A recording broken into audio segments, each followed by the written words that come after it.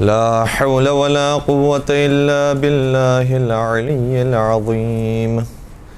أعوذ بالله من الشيطان الرجيم.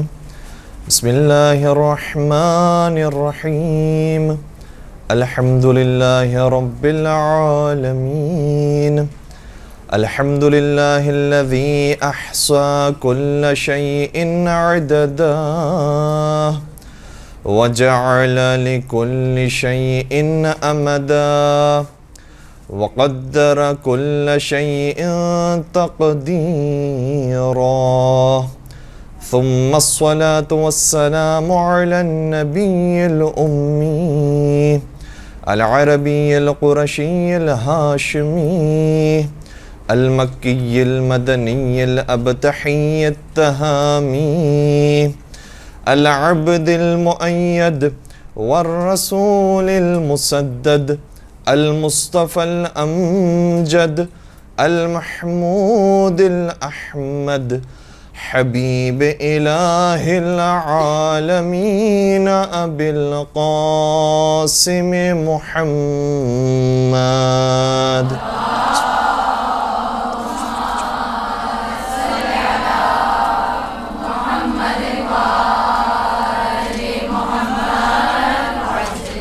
وعلى أهل بيته الطيبين الطاهرين المعصومين المظلومين الذين أذهب الله عنهم الرجس وطهرهم تطهيرا.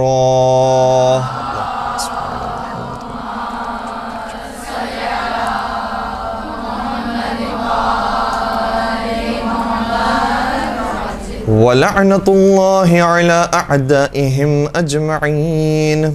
أما بعد فقد قال الله تبارك وتعالى في محكم كتابه المجيد وفرقانه الحميد. بسم الله الرحمن الرحيم. يا أيها الذين آمنوا اتقوا الله وابتغوا إليه الوسيلة. درود پڑھ دیجئے محمد وعلى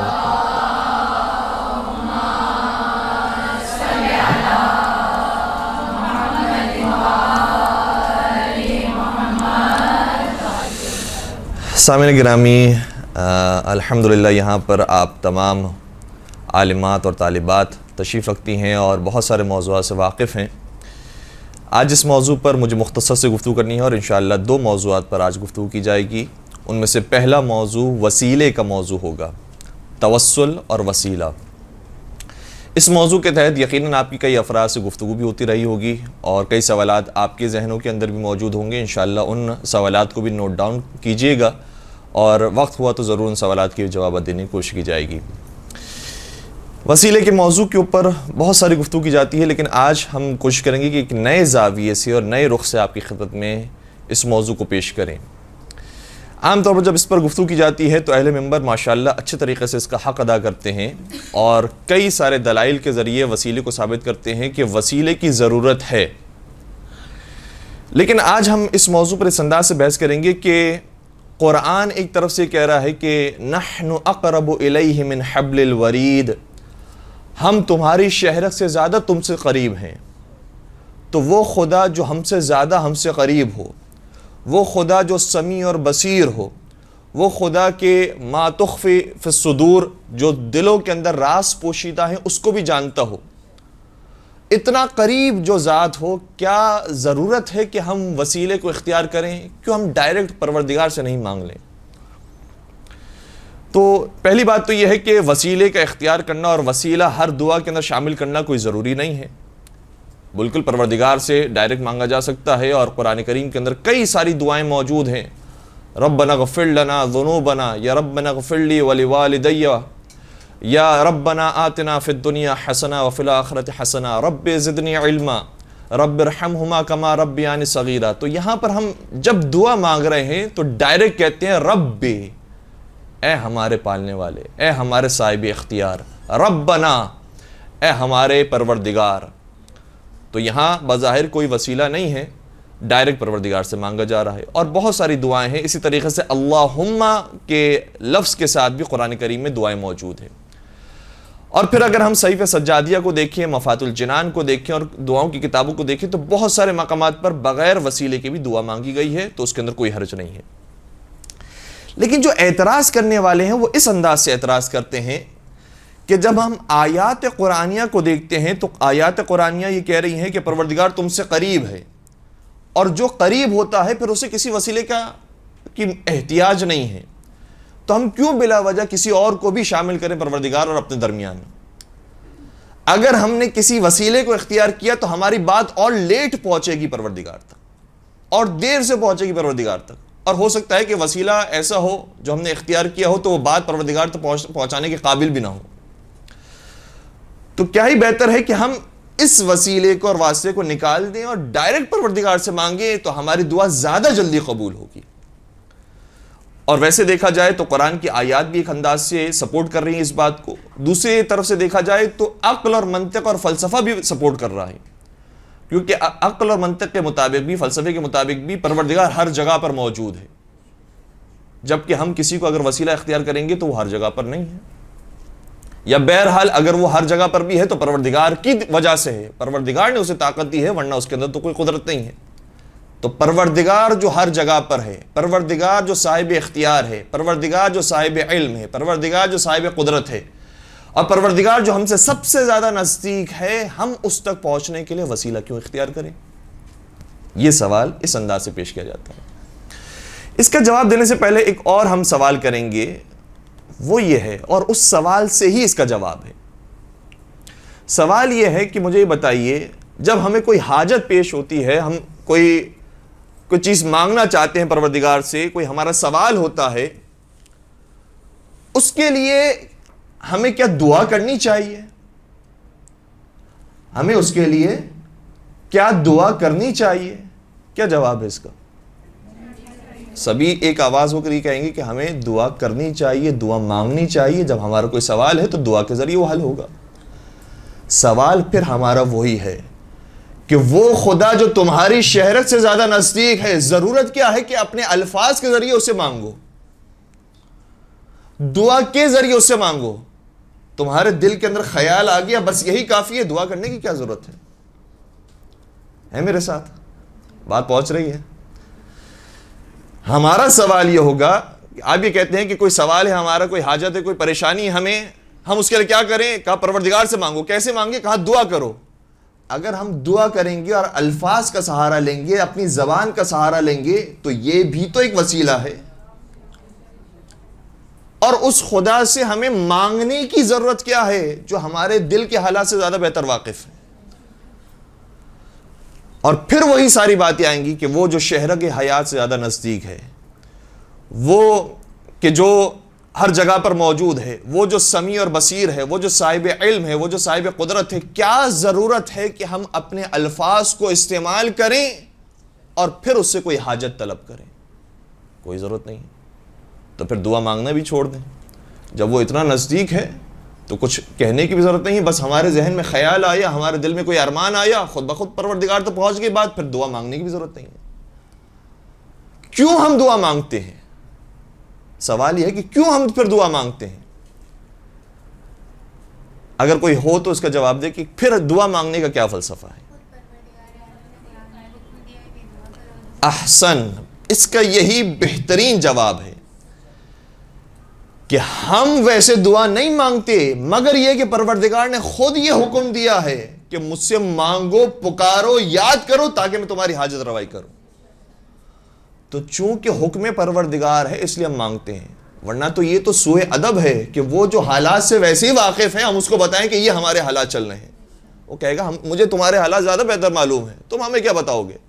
لیکن چونکہ اس نے حکم دیا ہے کہ بتاؤ، پکارو، اپنے حالات سے ہمیں آگاہ کرو، اور اس کے بھی بہت سارے فلسفے ہیں کہ انسان زبان کے ذریعے جب اس کی ادائیگی کرتا ہے، اظہار کرتا ہے کسی چیز کے اندر، تو پھر اس کا تواضع اور انکساری اور بڑھ جاتی ہے، رو رو کر آتا ہے پروردگار کے حضور۔ تو چونکہ پروردگار نے قرآن میں ہمیں حکم دیا ہے کہ ادعونی استجب لکم، مجھ سے دعا مانگو، میں تمہاری دعاؤں کو استجابت پہنچاتا ہوں، تمہاری دعائیں قبول کرتا ہوں، تو حکم پروردگار کی وجہ سے ہم یہ جرت اور جسارت کرتے ہیں کہ اس سے کچھ کلام کرتے ہیں، ورنہ تو وہ بن مانگے ہی دینے والی ذات ہے۔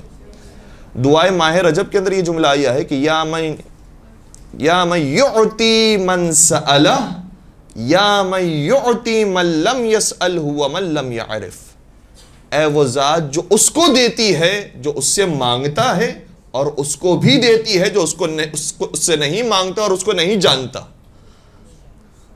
اس کو بھی دیتی ہے۔ تو وہ ذات تو ہے، وہ ہماری حاجتوں سے زیادہ بہتر واقف ہے، اس کو معلوم ہے کہ ہمارے حالات کیا ہیں، ہماری پریشانیاں کیا ہیں، اور ہماری تمنائیں، ہماری آرزویں کیا ہیں، سب جانتا ہے وہ۔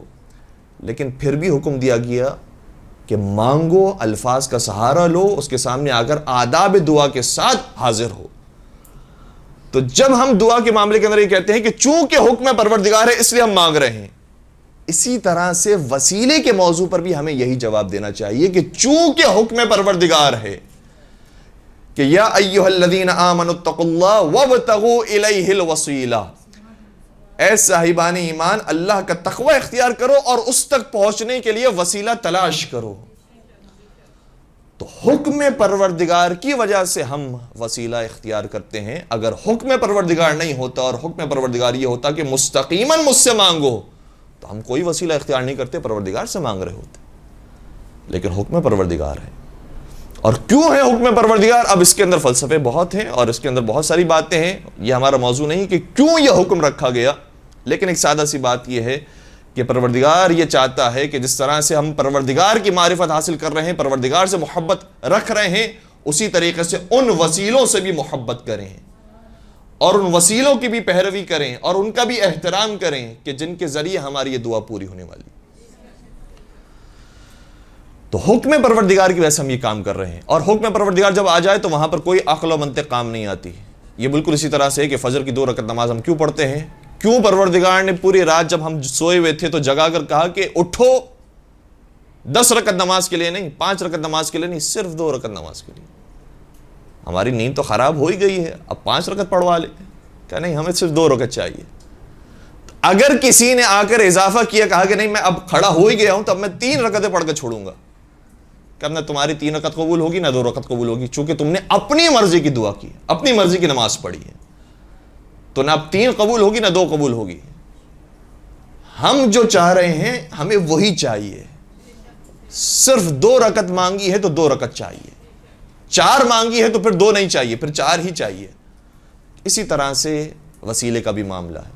جب ہم نے کہا ہے کہ وسیلہ اختیار کرو، وسیلہ تلاش کرو، پھر اگر کوئی بغیر وسیلے کے آ کر یہ کہے اور اپنا عقیدہ یہ بنا لے کہ نہیں وسیلے کے بغیر ہی مانگا جاتا ہے، وسیلے کے ساتھ جس نے مانگا ہے اس نے شرک کیا ہے، تو پھر اس نے بہت بڑی جسارت کی پروردگار کے سامنے کہ حکم پروردگار تو یہ ہے کہ وسیلہ اختیار کرو، اور میں اگر یہ کہوں کہ میں اس حکم کو نہیں مانتا ہوں، میں بغیر وسیلے کے تجھ سے مانگوں۔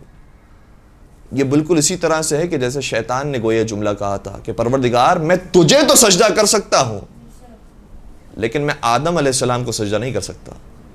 یہ نہیں کہہ رہا کہ پروردگار میں تجھے بھی سجدہ نہیں کروں گا، میں بتوں کو سجدہ کروں گا، نہیں میں کروں گا تجھے ہی سجدہ، لیکن میں آدم کو سجدہ نہیں کر سکتا۔ پروردگار نے کہا مجھے آدم والا سجدہ چاہیے، تم نے مجھے سجدے کیے ہیں وہ تو کیے ہیں، لیکن مجھے اب جو سجدہ چاہیے وہ آدم علیہ السلام والا سجدہ چاہیے۔ آدم علیہ السلام کو سجدہ کرو تو تم میرے مطیع کہلاؤ گے، ورنہ میرے مطیع و فرمانبردار نہیں کہلاؤ گے۔ تو جو حکم پروردگار ہو اس کے مطابق عمل کرنا ہے۔ لہٰذا وسیلے کے موضوع پر بھی ہمیں چاہیے کہ تھوڑا سا غور و فکر کریں اور حکم پروردگار کے مطابق عمل کرتے ہوئے وسیلہ اختیار کریں۔ تو سب سے پہلی بات تو یہ ہے کہ جو بالکل ڈائریکٹ آ کر انکار کرتے اور کہے کہ نہیں یہ شرک ہے، بدعت ہے، تو ان کے سامنے قرآن کریم کی آیت رکھ دینی چاہیے کہ قرآن کریم یہ کہہ رہا ہے۔ اب اس کے بعد آپ کیا کہتے ہیں؟ اچھا، بسا اوقات یہ ہوتا ہے کہ اس کے مقابلے پر بھی ایک آیت پیش کی جاتی ہے جو ہم روزانہ پڑھتے ہیں اور دن میں کم از کم 10 مرتبہ پڑھتے ہیں کہ ایاک نعبد و ایاک نستعین، ہم صرف اور صرف تیری عبادت کرتے ہیں اور صرف تجھ سے مدد چاہتے ہیں۔ تو صرف اور صرف عبادت تیری کرتے ہیں، تو مجھے بتائیے کہ کیا عبادت صرف خانہ کعبہ کی طرف رک کر کے سجدہ کرنے کا نام ہے؟ اگر صرف خانہ کعبہ کی طرف رک کر کے سجدہ کرنے کا نام ہوتا تو پھر آدم علیہ السلام کی طرف جو سجدہ کر رہا ہے کیا وہ عبادت نہیں ہے؟ عبادت کا مطلب یہ ہے کہ حکم پروردگار کے مطابق عمل کرنا، یہ ذہن میں رکھیے گا۔ تو اگر کوئی وسیلہ اختیار کر کے پروردگار تک پہنچ رہا ہے تو وہی حقیقت میں عبادت کر رہا ہے، کیونکہ وہ حکم پروردگار پر عمل کر رہا ہے۔ تو عبادت اس وقت عبادت کہلائے گی جب وہ حکم پروردگار کے مطابق ہو اور وسیلہ حکم پروردگار ہے۔ وَإِيَّاكَ نَسْتَعِينُ، اور ہم صرف تجھ سے مدد چاہتے ہیں۔ اور مدد مانگنے کا طریقہ بھی پروردگار بیان کرے گا، کس طریقے سے مدد مانگی جائے۔ صحیح ہے، ڈائریکٹ بھی اگر کوئی مدد مانگتا ہے تو اس کے اندر کوئی مذائقہ نہیں ہے، لیکن اگر کوئی وسیلے سے مدد مانگ رہا ہے تو وہ بھی حکم قرآنی پر عمل کر رہا ہے۔ اور پھر عجیب بات یہ ہے کہ یہی جو لفظ ہے اِيَّاكَ نَعْبُدُ وَإِيَّاكَ نَسْتَعِينُ، ہم صرف تیری عبادت کرتے ہیں، صرف تجھ سے مدد چاہتے ہیں۔ نستعین، نستعین کا مطلب مدد، استعانت تجھ سے چاہتے ہیں۔ یہی استعانت کا لفظ ایک اور مقام پر بھی قرآن میں استعمال ہوا ہے۔ وہ کون سا مقام؟ وَاسْتَعِینُوا بِالصَّبْرِ وَالصَّلَاةِ، مدد مانگو، استعانت مانگو صبر کے ذریعے اور صلاۃ کے ذریعے۔ تو کیا صبر اور صلاۃ یہ خدا ہیں؟ یہ خدا ہیں؟ کیا نماز کوئی خدا ہے یا خدا کا حکم ہے؟ قرآن کریم خدا ہے یا خدا کا حکم ہے؟ خانہ کعبہ خدا ہے یا خدا کا حکم ہے؟ نماز، روزہ، حج، زکوٰۃ، جتنی بھی عبادات ہیں یہ تو حکم پروردگار ہے، یہ گویا مخلوق پروردگار ہے، یہ خود خالق تو نہیں ہے۔ تو یہاں پر خود قرآن کریم نے کہا ہے کہ صبر اور صلاۃ کے ذریعے استعانت طلب کرو، مدد طلب کرو۔ تو ایک جگہ پر قرآن یہ کہہ رہا ہے کہ صرف مجھ سے مدد مانگو، دوسری جگہ پر یہ کہہ رہا ہے کہ نماز اور صبر کے ذریعے مدد مانگو۔ تو اس کا مطلب یہ ہوا کہ نماز صبر سے کے ذریعے مدد مانگنا خود پروردگار سے مدد مانگنے کے مترادف ہے۔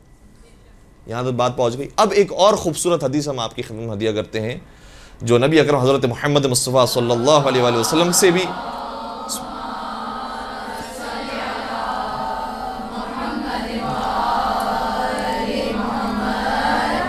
ہم تک پہنچی، اور معصومین علیہ السلام نے بھی اس کی تائید کی ہے، اور مشہور حدیث ہے، لیکن اس موضوع کے لیے بہت اہم حدیث ہے۔ وہ حدیث یہ ہے کہ نیک عمل سے زیادہ نیک عمل کا انجام دینے والا افضل ہوتا ہے۔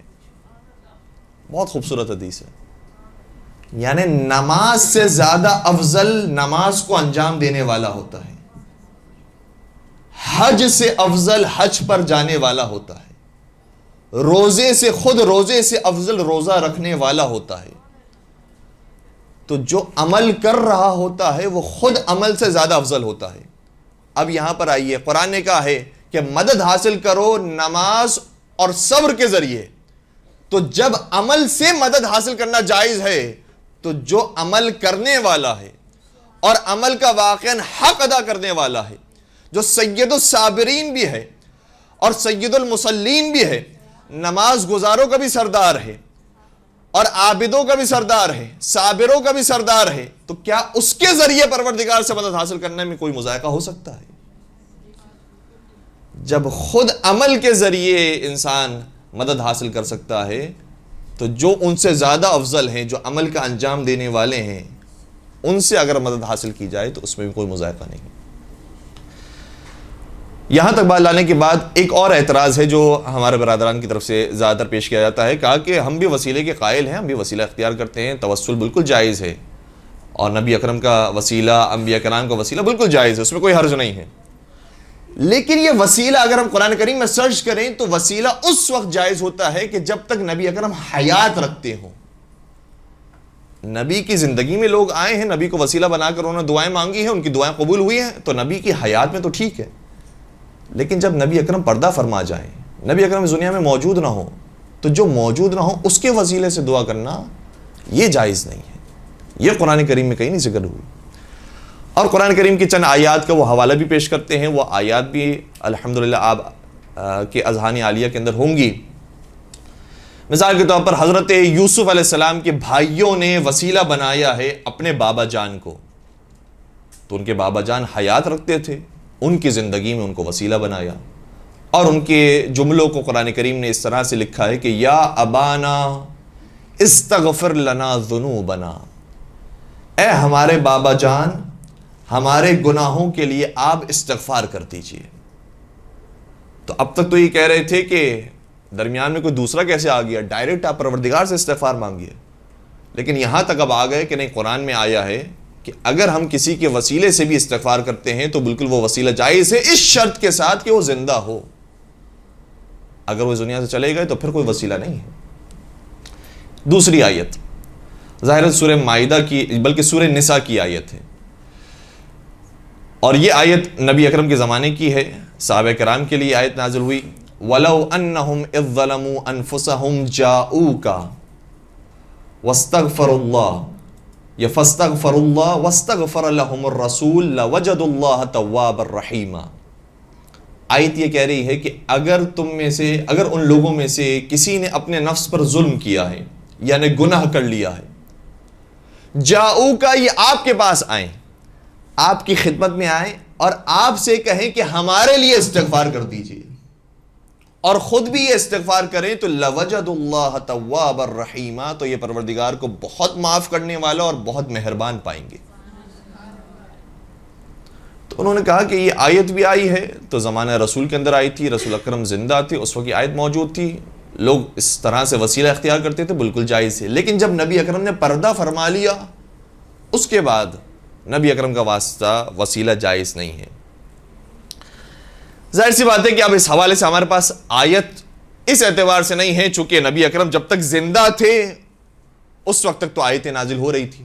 اب ایسا تو نہیں ہے کہ نبی اکرم کی وفات کے بعد بھی آیتیں نازل ہوں گی کہ بتایا جائے کہ نہیں، نبی اکرم کے بعد بھی وسیلہ جائز ہے. نبی اکرم جب تک حیات رکھتے تھے اس وقت تک آیتیں موجود ہیں. کہا گیا کہ آؤ، ان کی خدمت میں آؤ، ان سے وسیلہ اختیار کرو اور پھر اپنا استغفار طلب کرو تو پروردگار معاف کرنے والا ہے. آیات کے اندر یہ والی بات نہیں ہے. ہاں یہ ضرور ہے کہ اگر ہم دوبارہ سے اس اصلی آیت کی طرف چلے جائیں، بسم اللہ الرحمن الرحیم، یا ایھا الذین آمنوا اتقوا اللہ وابتغوا الیہ الوسیلہ، اے صاحبان ایمان تم اللہ کا تقوی اختیار کرو اور اس تک پہنچنے کے لیے وسیلہ تلاش کرو. یہ تو نہیں لکھا کہ ہر وسیلے کی ایک ایکسپائری ڈیٹ ہوتی ہے، یہ چیک کر لینا کہ تمہارا وسیلہ ایکسپائر تو نہیں ہو گیا، نعوذ باللہ. یہ تو کہیں نہیں آئے. کہا وسیلہ تلاش کرو. اس کا مطلب یہ ہوا کہ جو وسیلہ ہے وہ پھر وسیلہ ہے، وہ ہمیشہ کے لیے وسیلہ ہے. وہ چاہے اس دنیا میں نہ بھی آیا ہو تب بھی حضرت آدم علیہ السلام کے لیے وسیلہ ہے، اور چاہے وہ اس دنیا سے چلے جائیں تب بھی وہ اپنی امت کے لیے وسیلہ ہے. کوئی اس کی ایکسپائری ڈیٹ نہیں ہے کہ یہاں سے یہاں تک کے لیے وسیلہ ہے، اس کے بعد وہ وسیلہ نہیں. کہیں کسی آیت میں نہیں آیا. یہ آیت بھی جو کہہ رہی ہے کہ یہ آپ کے پاس آئیں، وَلَوْ أَنَّهُمْ إِذْ ظَلَمُوا أَنفُسَهُمْ جَاءُوكَ، اگر انہوں نے اپنے نفس پر ظلم کیا ہے تو یہ آپ کے پاس آئیں. تو آپ کے پاس آئیں کا مطلب یہ ہے کہ جب تک آپ زندہ ہیں تب تک آپ کے پاس آئیں. یہ بھی نہیں کہا گیا، بلکہ کئی ساری روایات میں حتیٰ کتب اہل سنت کے اندر بھی موجود ہے کہ صحابہ کرام اگر محسوس کرتے تھے کہ ان سے کوئی بہت بڑا گناہ سرزد ہو گیا ہے، کوئی انہوں نے جرم کر لیا ہے، تو پیغمبر کی قبر کے پاس آ کر کہتے تھے کہ یا رسول اللہ آپ ہماری شفاعت فرما دیجئے، آپ ہماری سفارش کر دیجئے، آپ ہمارے لیے طلب استغفار کر دیجئے. اور کیوں؟ اور جب ان سے سوال کیا جاتا، کبھی کبھار اعتراض کیا جاتا کہ اس قبر سے تم مانگ رہے ہو، اس مٹی سے تم مانگ رہے ہو، کہا تم نے کیا قرآن کی آیت نہیں پڑھی؟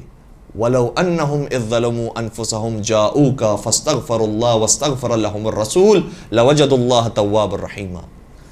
تو یہ آیت ایکسپائر تو نہیں ہوئی ہے، یہ تا قیامت باقی رہنے والی ہے. اس لیے میں قبر رسول کے پاس آیا ہوں کیونکہ حکم پروردگار یہ ہے کہ یہ آپ کے پاس آئیں اور طلب استغفار کریں. اس لیے میں قبر رسول پر آیا ہوں.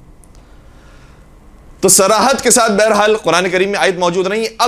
اب ہم آتے ہیں روایات کی طرف. ہمارے کتابوں کے اندر تو ماشاءاللہ بہت ساری روایات موجود ہیں اس حوالے سے، اور کتب اہل سنت کے اندر بھی بہت ساری روایات موجود ہیں. اور خود بزرگان اہل سنت کا کہنا یہ ہے کہ ہمارے یہاں پر بھی کوئی دو رائے نہیں تھی جب تک کہ ایک خاص فرقہ پیدا نہیں ہو گیا. اس وقت تک ہمارے یہاں بھی متفقون علیہ مسئلہ تھا، جو آپ کے یہاں مسئلہ ہے وہی ہمارے یہاں کا مسئلہ تھا.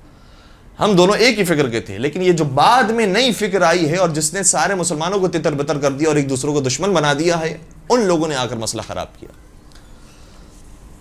ہمارے یہاں تو دعائے توسل بھی موجود ہے، 4 معصومین کے سارے وسیلے کو اختیار کیا جاتا ہے اور اس کے بعد دعا مانگی جاتی ہے، کوئی قباحت نہیں ہے. لیکن اب ہم بات کر رہے ہیں کتب اہل سنت کی. تاریخ طبری تاریخ کی ایک بہترین اور قدیمی ترین کتاب، تاریخ طبری کی جلد نمبر 2 میں یہ واقعہ موجود ہے کہ جب خلیفہ اول کے لشکر کا مقابلہ مسیلمہ کذاب کے لشکر کے ساتھ ہوا جس نے پیغمبری کا جھوٹا دعویٰ کیا تھا، اور کافروں کا لشکر مسلمانوں کے لشکر کے آمنے سامنے آ گیا، تو مسلمانوں کے لشکر کا نعرہ کیا تھا یہ بیان کیا جا رہا ہے۔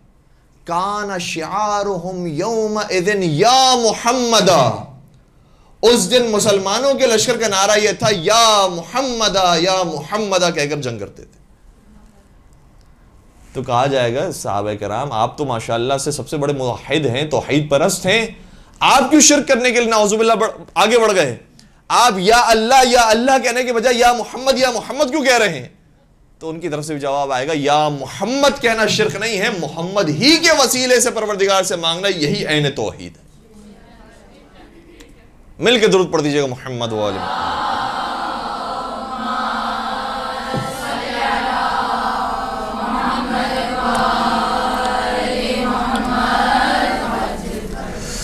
تو ایک روایت یہ ہے، اس کے علاوہ کئی اور ساری روایت بھی ہیں، جن میں سے ایک اور اہم روایت آپ کی خدمت میں ہدیہ کرنے کی کوشش کر رہا ہوں، جو ہمارے یہاں تو متواتر روایات سے ثابت ہے، لیکن کتب اہل سنت میں بھی کئی مقامات پر یہ روایت ہمیں نظر آتی ہے۔ مثال کے طور پر علامہ جلال الدین سیوطی نے اپنی تفسیر کی کتاب در المنصور کے اندر یہ روایت لکھی ہے، اور یہ واقعاً بہت بڑے عالم دین تھے۔ جو علامہ کا لفظ ہے اس زمانے میں بہت زیادہ اہمیت رکھتا تھا، ان کو علامہ کہا جاتا ہے۔ انہوں نے مختلف شعبوں کے اندر کام کیا ہے، تاریخ میں، تفسیر میں، حدیث میں، مختلف موضوعات پر کام کیا ہے، اور واقعاً یہ علامہ کہلانے کے لائق تھے۔ علامہ سیوطی نے حضرت آدم علیہ السلام کی توبہ قبول ہونے کے ماجرے کو جب لکھا ہے، اور اس آیت کے اس لفظ پر پہنچے ہیں کہ کچھ کلمات کے ذریعے حضرت آدم کی توبہ قبول ہوئی، تو ایک مقام پر انہوں نے اس روایت کو لکھا ہے جہاں پر الفاظ تو موجود نہیں ہے کہ کون کون سے وہ کلمات تھے، لیکن اتنا ضرور لکھا ہے کہ حضرت آدم علیہ السلام نے محمد اور آل محمد کے واسطے سے جب دعا مانگی تو ان کی توبہ قبول ہو گئی۔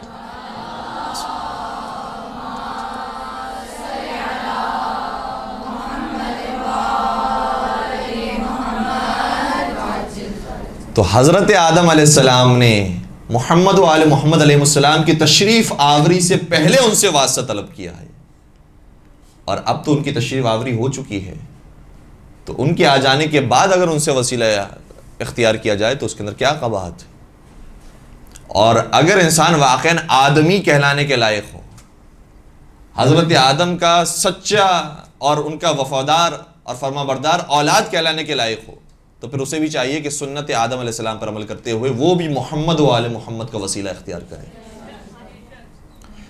اور ان وسیلوں کے اندر بھی جو اہم ترین وسیلے ہیں، جن کا نام باقاعدہ روایات کے اندر ذکر ہوا ہے، یا محمد، یا علی، یا فاطمہ، یا حسن، یا حسین۔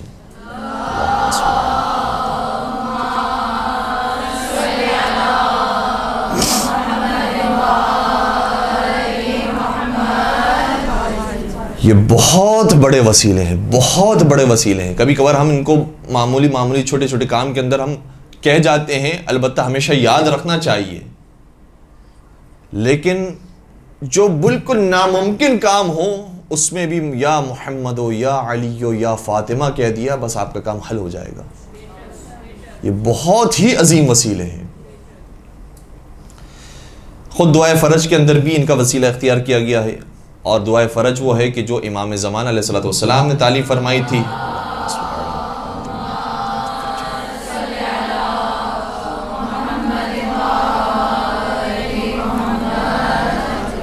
اور انہوں نے فرمایا ہے کہ اس طرح سے دعا مانگو کہ جس میں آئے یا محمد ہو، یا علی ہو، یا علی ہو، یا محمد، اور پھر آگے جملہ یہ ہے کہ اکفیانی فإنکما کافیان، آپ میرے لیے کافی ہو جائیں کیونکہ پروردگار نے آپ کو کافی اور مکمل بنایا ہے، آپ کو صاحب اختیار بنایا ہے۔ وانصرانی، اور آپ میری مدد کیجئے، فإنکما ناصران، چونکہ آپ کو مددگار بنایا ہے۔ اور یہ آج کل کلپس بہت زیادہ وائرل ہوئی ہے، اب میں نام نہیں لینا چاہتا، لیکن آپ سمجھ جائیں گے کہ جو سوشل میڈیا میں جن کی کلپس کافی وائرل ہو رہی ہیں، ان کا باقاعدہ انہوں نے ٹائٹل یہ رکھا ہے کہ یا علی مدد کہنا شرک ہے، صرف یا اللہ مدد کہنا چاہیے۔ یا اللہ مدد کہنے سے ہمیں کوئی مذائقہ نہیں ہے، بالکل یا اللہ مدد کہنا بالکل جائز ہے، لیکن حکم پروردگار یہ ہے کہ وسیلہ اختیار کرو۔ تو یا علی مدد جب انسان کہہ رہا ہوتا ہے تو یہ وسیلہ ہے کہ جس کو پکارا جا رہا ہے. اور پھر قرآن کریم کی خود آیت بھی ہے کہ تمہارا مولا کون ہے؟ تمہارا مولا اللہ ہے، جبرائیل ہے، رسول اللہ ہے اور صالح المؤمنین ہے. اور صالح المؤمنین کی تفسیر میں تمام شیعہ اور سنی علماء نے لکھا ہے کہ صالح المؤمنین سے مراد کوئی اور نہیں سوائے حضرت علی ابن ابی طالب علیہ السلام.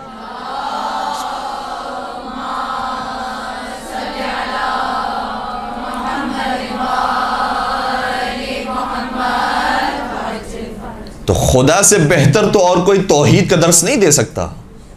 اس خدا نے قرآن کریم کی آیت بنا کر یہ پیش کیا ہے کہ تمہارا مولا اگر ہے تو اللہ ہے، جبرائیل ہے، رسول اللہ ہے اور صالح المومنین ہے. تو خود پروردگار نے یہاں پر دیگر ہستیوں کے نام رکھ کے بتایا ہے کہ ان کے ذریعے بھی مدد مانگی جاتی ہے تو کوئی قباحت نہیں، کیونکہ یہ ہمارے منتخب شدہ افراد ہیں. ان سے مدد مانگنا گویا ہم سے مدد مانگنا ہے. اور قرآن کریم میں جس طرح سے آیا ہے کہ صبر سے مدد مانگی جا سکتی ہے، صلاۃ سے مدد مانگی جا سکتی ہے، قرآن سے مدد مانگی جا سکتی ہے، کعبے سے مدد مانگی جا سکتی ہے روایات کی روشنی میں. تو جب ان ساری چیزوں سے مدد مانگنا جائز ہے تو چند افراد کو کیوں فوکس کیا جا رہا ہے کہ نہیں ان کا نام لینا صحیح نہیں ہے؟ جبرائیل سے مدد مانگی جا سکتی ہے، اس میں کوئی قباحت نہیں، آپ مانگیے. حضرت میکائیل سے مانگیے، کوئی قباحت نہیں. لیکن جہاں پر علی کا نام آ جائے گا پھر تھوڑے سے دل کھولنے لگتے ہیں کہ نہیں علی کا نام کیوں آ رہا ہے، یا علی مدد کیوں کہنا جائز ہو رہا ہے. تو یا علی مدد کہنا بھی اس لیے جائز ہے کیونکہ وہ ان کے مطیع و فرما بردار بندے ہیں، اور حکم پروردگار یہ ہے کہ ان سے مدد مانگی جائے. خیر، ہم اب بات کو آخری نقطے کی طرف لے کر آتے ہیں اور پھر موضوع کو مکمل کرتے ہیں. آخری بات یہ ہے کہ چونکہ آج غیبت امام زمان علیہ السلام کا دور ہے،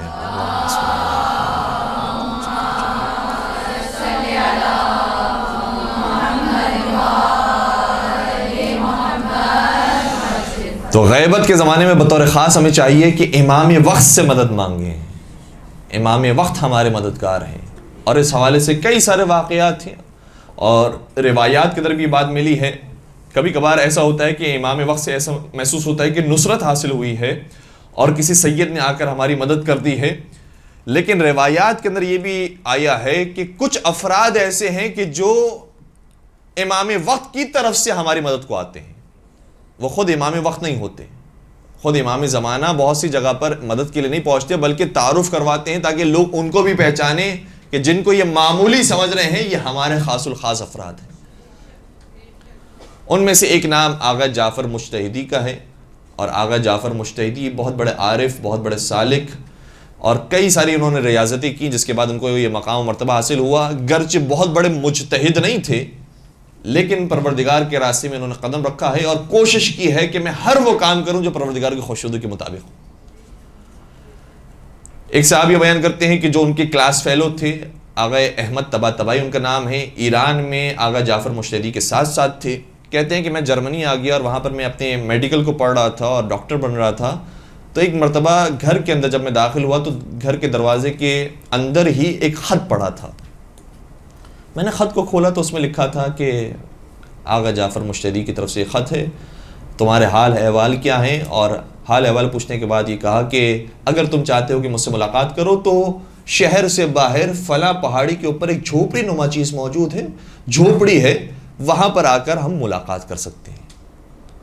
یہ کہتے ہیں کہ میں حیران ہو گیا کیونکہ کئی سال ہو گئے تھے اور آغا جعفر مجتہدی سے ہماری ملاقات نہیں ہوئی تھی، اور مجھے معلوم تھا کہ وہ قم میں موجود ہے، وہ ایران میں موجود ہے.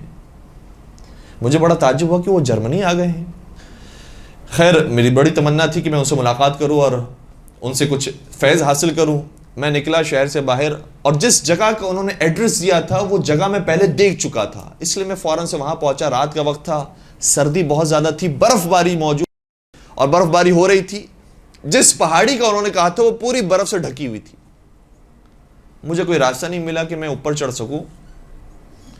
تو اتنے میں آغا جعفر مجتہدی نے جھوپڑی کا دروازہ کھولا اور کہا کہ اے احمد، یا علی کہو اور اوپر آ جاؤ. کہتے ہیں میں نے یا علی کہا اور پھر جیسے جیسے ہاتھ رکھتا گیا گڑتے گئے اور میں فوراً سے اوپر پہنچ گیا. جب میں اندر داخل ہوا تو میں نے کیا دیکھا کہ ایک ماں ہے، ایک بوڑھی خاتون ہے اور ایک اس کا بچہ محسوس ہوتا ہے. بچہ ہے جو مریض تھا اور ابھی ابھی اس سے صحت پائی ہے، اور ابھی وہ ماں اور بچے کی گفتگو ہو رہی ہے، اور یہ ماں بھی ایسی ہے کہ جو آغا جعفر مشتری کی بڑی عقیدت مند محسوس ہوتی ہے، ان کے گرد طواف کر رہی ہے۔ مجھے سمجھ میں نہیں آیا کہ یہ ماجرا کیا ہو رہا ہے۔ آغا جعفر مشتری نے مجھ سے کہا کہ میں تھوڑی دیر میں آتا ہوں، جب تک تم یہیں پر رہنا۔ میں وہیں پر موجود تھا، تو میں نے اس خاتون سے سوال کیا کہ کیا آغا جعفر مشتری آپ کے کوئی رشتہ دار ہوتے ہیں، کوئی آپ کی دوستی آشنائی ہے ان سے؟ انہوں نے کہا کہ نہیں، میری کوئی دوستی نہیں۔ تو کہا کہ پھر یہاں پر کیسے آ گئے اور آپ کے جھوپڑی میں کیسے موجود ہیں؟ کہا کہ ہوا یہ ہے کہ میرا بیٹا بہت شدید بیمار ہو گیا تھا، اور ایسا بیمار ہوا تھا کہ ڈاکٹرز نے کہا تھا اسے حلق کا کینسر ہے، گلے میں اس کے کینسر موجود ہے اور یہ مرنے والا ہے، اور آپ کوئی بھی علاج کروا لیجئے، کوئی بھی دوا استعمال کر لیجئے، یہ ضرور مر جائے گا، اس کے بعد زیادہ دن موجود نہیں ہے۔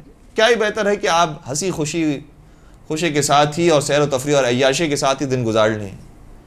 ڈاکٹرز نے تو یہ کہہ دیا، لیکن اسے نہیں معلوم کہ میرا اور کوئی نہیں تھا دنیا میں سوائے اس بچے کے، اور میرا برا حال ہو گیا رو رو کے۔ میں اس کے ساتھ کیا کھیلوں جس کے بارے میں مجھے یقین ہے کہ یہ مرنے والا ہے؟ میں کیا خوشی کے لمحات اس کے ساتھ گزاروں جس کے بارے میں مجھے پتا ہے کہ مر جائے گا؟ بس کہیں سے کوئی توقع نہیں تھی، لیکن ہم چونکہ عیسائی تھے اس لیے کہتے تھے یا عیسیٰ یا عیسیٰ، یا مسیح آپ مدد کو آئیے۔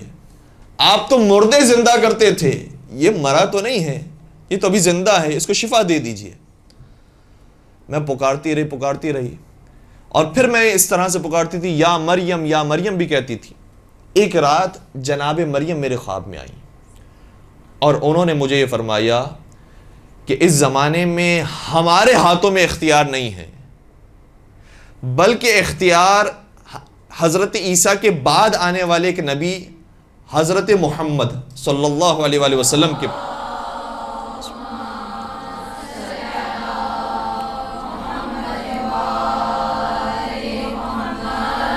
ایک بیٹے کے پاس ہے کہ جو نسل حضرت فاطمہ زہرا سلام اللہ علیہا سے ہے۔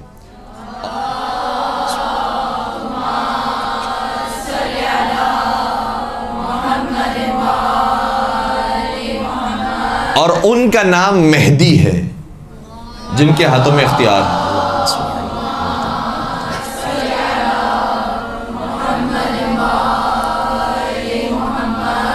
اگر تمہیں پکارنا ہے تو یا مہدی کہہ کر پکارو۔ بس کہتی ہے کہ میں جیسے ہی بیدار ہوئی میرے ذہن میں 3 نام آ گئے، یا محمد، یا فاطمہ، یا مہدی۔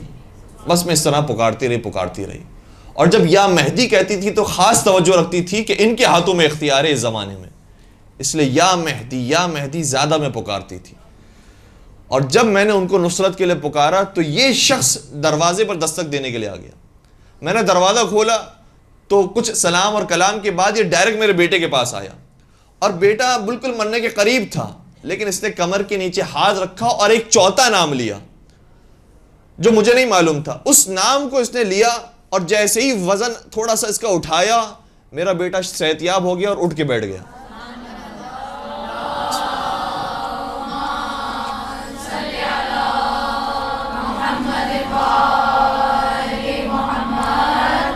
اور میرا بیٹا کہنے لگا مادر گرامی مجھے بھوک لگ رہی ہے، میرے لیے کچھ کھانا لے کر آؤ۔ میری خوشی کی انتہا نہیں تھی، میں جلدی اس کے لیے کھانے کا انتظام کرنے لگی، اور ابھی ہماری گفتگو ہو رہی تھی کہ تم داخل ہو گئے۔ کہتے ہیں کہ جب میں نے اس کی ساری گفتگو سنی، تھوڑی دیر کے بعد آغا جعفر مشتری آئے تو میں نے ان سے پورا واقعہ بیان کیا، اور پھر میں نے کہا کہ وہ جو چوتھا نام تھا وہ کیا لیا جو یہ خاتون نہیں جانتی ہے، اور آپ نے نام لیا اور اس کو شفا مل گئی۔ کہ چوتھا نام کوئی اور نہیں تھا، میں نے صرف یا علی کہا اور اس کا مرض ختم ہو گیا۔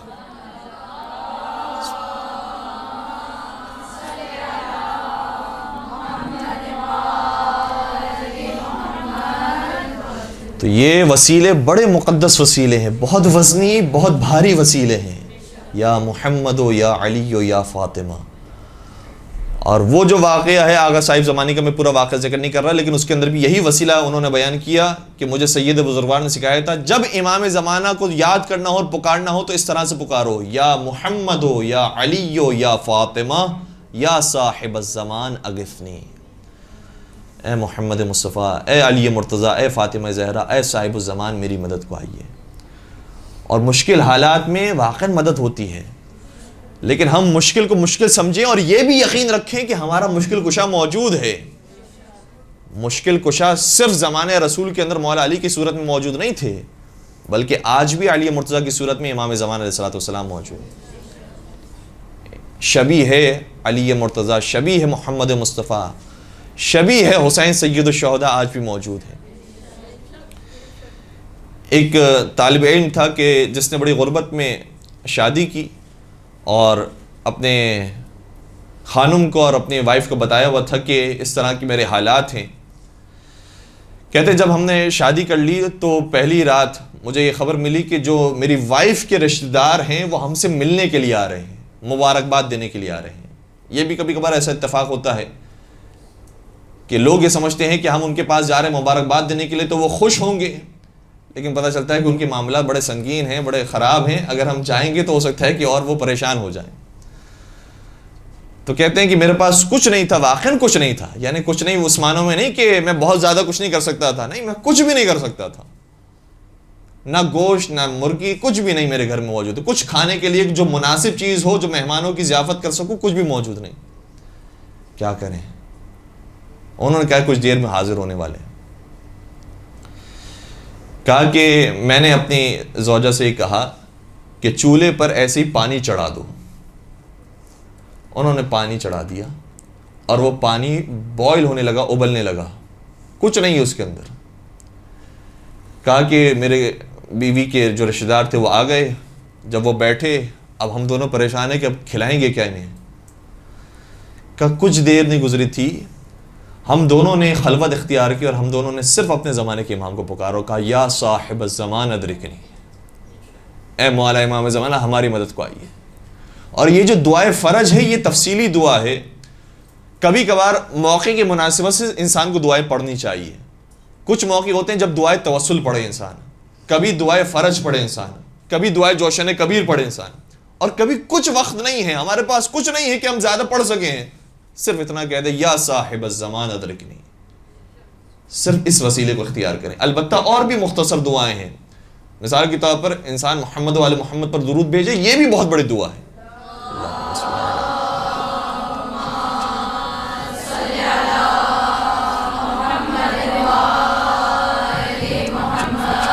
اسی طرح سے صلوات خاصہ حضرت زہرا سلام علیہ، اللہم صلی علی فاطمہ و ابیہا و بعلہا و بنیہا والسر المستودع فیہا بعدد ما احاط به علمک، یہ بھی بہت زیادہ اثر رکھتی ہے۔ اور اسی طرح سے یا صاحب الزمان ادرکنی کہنا، اور پھر قرآن کریم کی آیات کو اگر دیکھا جائے اور روایات کو بھی دیکھا جائے تو استغفار کرنا یہ بھی خود ایک دعا ہے، اس سے بھی حاجتیں پوری ہوتی ہے۔ استغفر اللہ کا ورد کرنا، کہتے ہی بس میں نے یا صاحب الزمان ادرکنی، میرے سر پر اور کوئی نہیں ہے، میرا کوئی اور والی و وارث نہیں ہے سوائے آپ کے، میں تو آپ کے مکتب کی خدمت کرنے کے لیے طالب علم بنا تھا، میرے پاس کچھ نہیں ہے، آپ میری مدد کو آئیے۔ کہتے بس اسی وقت دروازے پہ دستک ہوئی، اور جب میں نے دروازہ کھولا تو ایک شخص نے مجھے بوری دے دی، کہا کہ یہ تمہارے لیے تحفہ ہے، اور یہ تحفہ دینے کے بعد فوراً سے وہ ایسے چلا گیا کہ مجھے معلوم نہیں ہوا کہ کون آیا اور کون گیا، لیکن جیسے ہی میں نے اپنے کچن میں آ کر اس بوری کو کھولا تو اس میں کچھ گوشت موجود تھا، کچھ سبزیاں موجود تھی، کچھ اور کھلانے کی چیزیں موجود تھیں۔ جیسے اسے معلوم تھا کہ میرا پانی چڑھا ہوا ہے اور صرف اس کے اندر یہ چیزیں ڈالنی ہیں، اور جو ہمیں دیا گیا تھا ہم نے بالکل وہی چیزیں ڈالی اور بہترین کھانا تیار ہو گیا۔ اللہ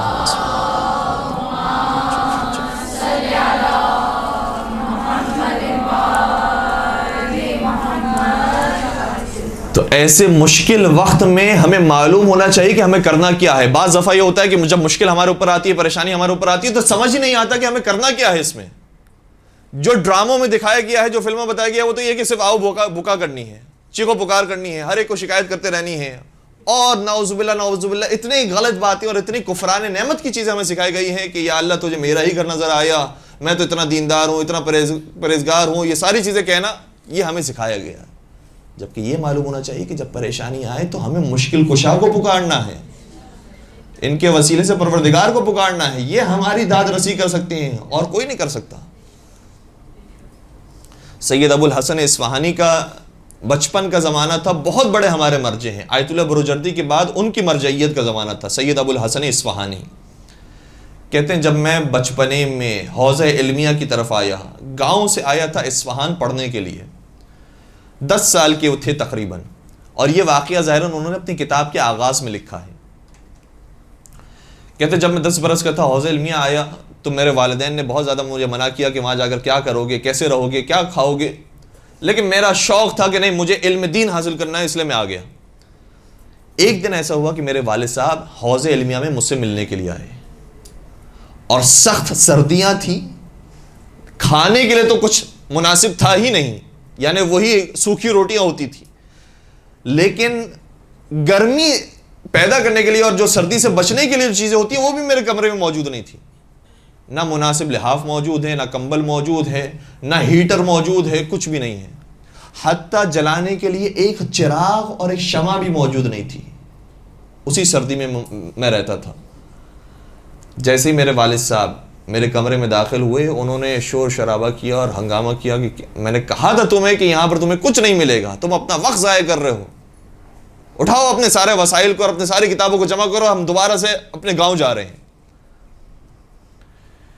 کہتے ہیں کہ میرے پاس اور کوئی وسیلہ ہی نہیں تھا اور کوئی میرے پاس ذات ہی نہیں تھی، صرف میں نے اپنے دل کے اندر، اب یہ زبان پر بھی نہیں کہہ سکتے، دیکھیں میں نے کہا تھا کہ بڑی دعائیں کبھی ہم نہیں مانگ سکتے ہیں تو چھوٹی دعائیں مانگنی چاہیے، کبھی ہم چھوٹی دعا بھی اپنی زبان سے جاری نہیں کر سکتے ہیں کہ اگر ہم یہ جاری کریں گے تو سامنے سے یہ جواب آئے گا کہ کیا ہم امام زمانہ کا انکار کرنے والے ہیں کہ تم ابھی اپنے امام کو پکار رہے ہو اور گویا ہماری توہین کر رہے ہو کہ جیسے ہم نے تم پر کوئی ظلم کر دیا ہے۔ تو زبان سے بھی چھوٹی دعا انسان نہیں مانگ سکتا، صرف کہتے ہیں میں نے دل میں کہا کہ مولا مجھے معلوم ہے کہ اور کوئی میرا والی و وارث اور سرپرست نہیں ہے سوائے آپ کے، اگر آپ بہتر سمجھتے ہیں کہ میں آپ کے مکتب کی خدمت کروں تو آپ میری مدد فرمائیے، ورنہ میں یہاں سے اپنا سامان سفر باندھ کے دوبارہ اپنے گاؤں چلا جاؤں گا اور میں اس چیز کو چھوڑ دوں گا۔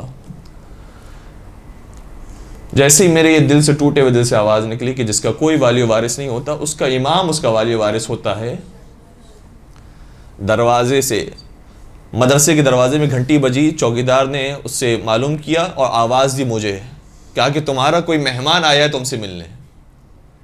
جیسے میں نیچے اترا، کوئی جان پہچان والا شخص نہیں تھا، لیکن اس نے ایک لفافہ میرے ہاتھ میں دیا اور کہا کہ یہ لے جاؤ اور اپنے مہمان کی ضیافت کرو، اور خبردار یہ نہ سمجھنا کہ تمہارا کوئی والی و وارث نہیں۔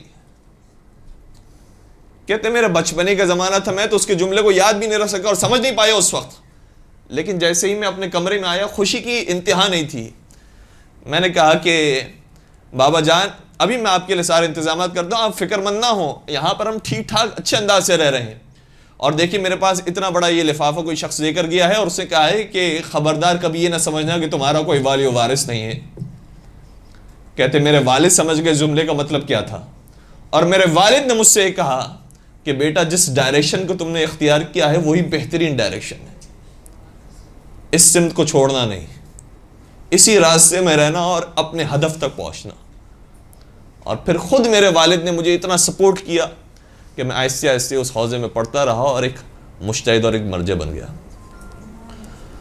تو مشکل حالات ضرور ہیں، لیکن ہمیں معلوم ہونا چاہیے کہ مشکلات میں ہمارے مشکل کشا کون ہے، کیسے ہمیں دعائیں مانگنی چاہیے، کس کے وسیلے سے مانگنی چاہیے، تاکہ ہم انشاءاللہ ان مشکلات کا اچھے طریقے سے مقابلہ کر سکیں اور بہتر حالات اپنے لیے بھی پیدا کر سکیں اور تمام مومنین کے لیے ہم پیدا کر سکیں۔ پروردگار سے دعا کرتے ہیں کہ پروردگارہ بحق فاطمہ و ابیہا و بعلہا و بنیہا والسر المستودع فیہا، ہمارے اس قلیل سی عبادت کو اپنی بارگاہ میں قبول فرما، جتنے پریشان حال مومنین تمام کی پریشانی کو دور فرما، بالخصوص بے اولاد مومنین کو اولاد صالحہ نصیب فرما، صاحبان اولاد کو اپنی اولاد کی اچھی تربیت کرنے کی توفیق عطا فرما، جو رزق کی پریشانی میں مبتلا ان کے لیے رزق حلال عطا فرما، ہم سب کو ان پاک ہستیوں کے واسطے سے ان پاک ہستیوں کی زیارت نصیب فرما، ان کی شفاعت سے بہرمند فرما، پروردگارہ مکتب اہل بیت پر جینے اور مرنے کی توفیق عطا فرما، ہم سب کو شہادت کی موت نصیب فرما، اور ہماری شہادت کی وجہ سے کسی طریقے سے اگر خدمت اسلام ہو سکتی ہے تو خدمت اسلام کرنے کی توفیق عطا فرما، پالنے والے حج اور عمرے کی سعادت بھی ہم سب کو عطا فرما، پالنے والے جو جس جرم کا اسیر ہے، بالخصوص جو بے جرم قیدی ہیں، پروردگارہ انہیں قید سے رہائی نصیب فرما، مقروضوں کے قرض کو غیب سے ادا فرما، اور حضرت قائم آل محمد حضرت حجت ابن الحسن کے ظہور میں تعجیل فرما، ہمیں ان کا دیدار انور نصیب فرما، ان کے عاشقین و محبین میں ہم سب کا نام شامل فرما۔